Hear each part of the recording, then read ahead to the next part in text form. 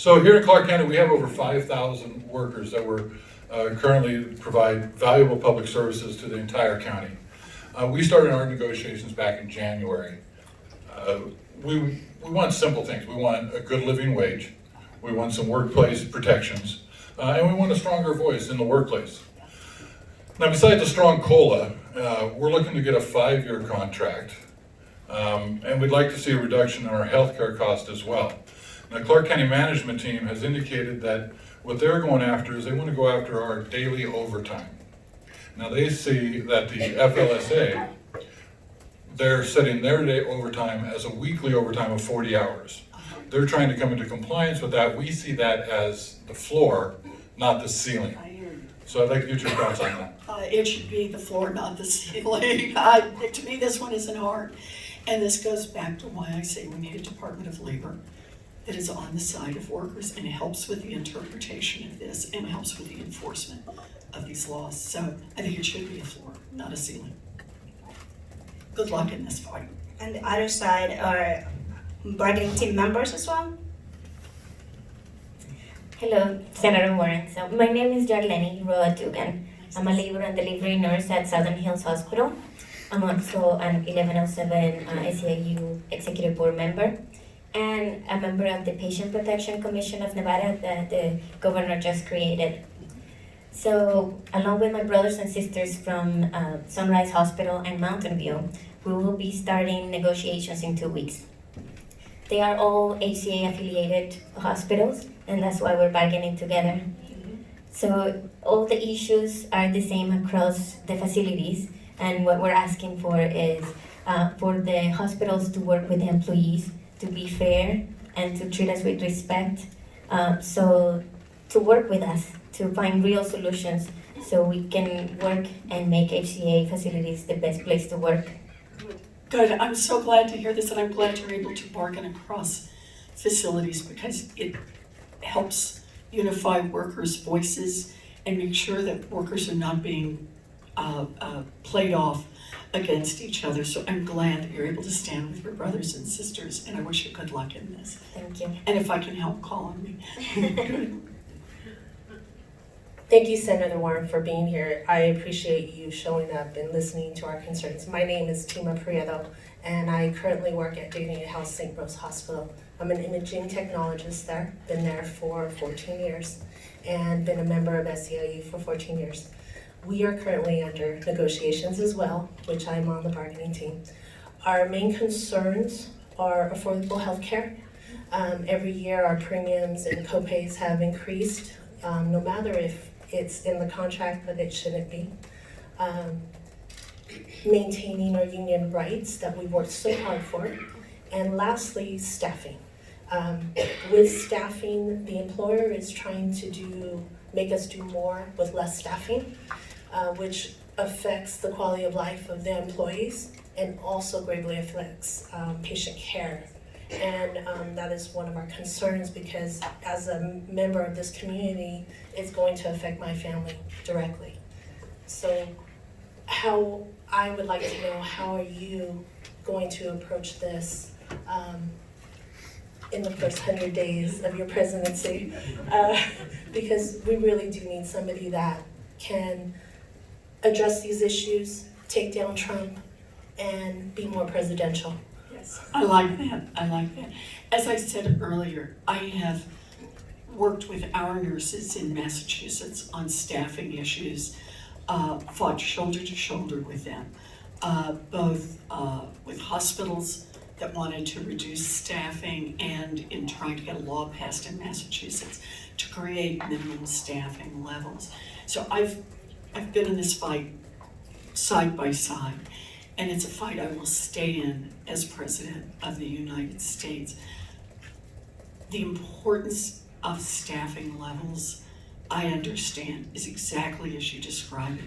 It is critical to your family, to your life, also, as I understand it, to your own health and safety. Managing patients can be a very taxing job, but it is also critical to the public. And that's the argument that we have to keep pressing, that When nurses tell you they need minimum staffing levels, it is for your safety. It is for the public safety. It is to make certain that when the alarm bell rings for one patient and then a second patient a few minutes later, that there are adequate number of people around to be able to respond. It's not going to help if your loved one is the one who comes in second and is lost because the hospital saved money on staffing levels. So I'm with you in this fight. We will use all of the tools at the federal level. And when I say all of the tools, I go back to the point, it's all of the tools both formally in the law, but it's also what the president says. It's about treating workers with dignity and respect. It's about calling out when employers are trying to put public safety and health at risk. It's about being an advocate for working people. We need someone in the White House who's actually walked picket lines, and I've walked them with our workers, who's actually made the phone calls, who's actually shown up at the negotiating sessions in order to bring both hard power and soft power in, because we need stronger unions. We need to find resolutions that work for workers and that also work for the public. So count on me on this. This is what I want to do. Thank you, Senator. Thank you for being here. My name is Rosita Love, and I am a home care worker from Las Vegas. This past fall, we launched one of the largest organizing campaigns in Nevada. Mobilizing 11,000 home care workers across the state. The organizing committees of home care leaders and activists continue to grow, and home carers like myself and others are knocking on doors and building a capacity to hold presidential, congressional, state, and local elected officials accountable to raising standards in 2020 and beyond. How can you help us? So I love that you have a massive organizing campaign underway.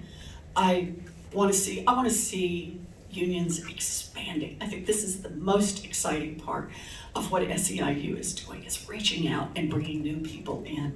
So I see this as, what can you do from the federal level? It's for everything we do, make sure that you're guaranteed the right to organize, that home health care workers are federally guaranteed the right, and that they are treated with full dignity and respect under all of our labor laws instead of excluded from some of the protections of our labor laws. Again, I think that's the formal part, but it's also the informal part about supporting the organizing efforts. When unions grow and succeed, all workers across America do better. They are stronger. It is good for our economy. It is good for the public. I'll make that case over and over and over.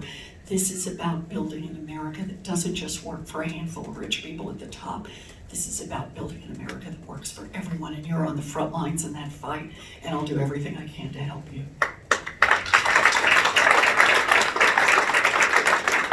Good afternoon, Senator. My name is Melissa Morales, and I'm a home care provider. I work for Addis Home Care. I love the work that I do, caring for my clients and ensuring that they have everything they need to thrive on their daily basis. But it's hard to make ends meet.